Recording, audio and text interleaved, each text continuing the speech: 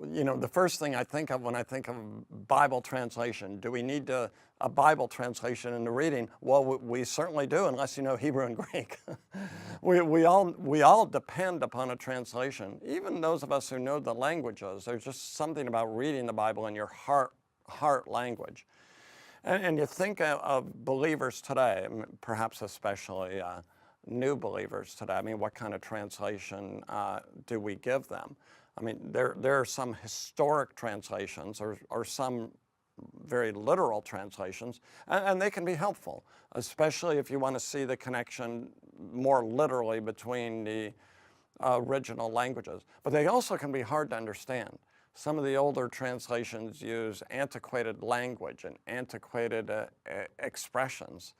So as a new believer, you want to use a translation that's accurate, but you also want to use a translation that's contemporary to the way we speak and write today. You want to use a translation that's understandable. And I think that's one of the virtues of the Christian Standard Bible.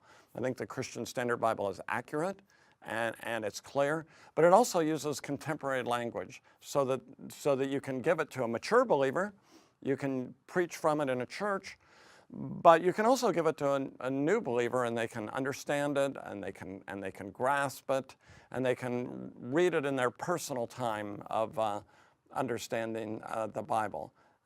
Actually, my daughter likes to use this example from Philippians chapter 2, where it says, Jesus did not view equality with God as something to be grasped.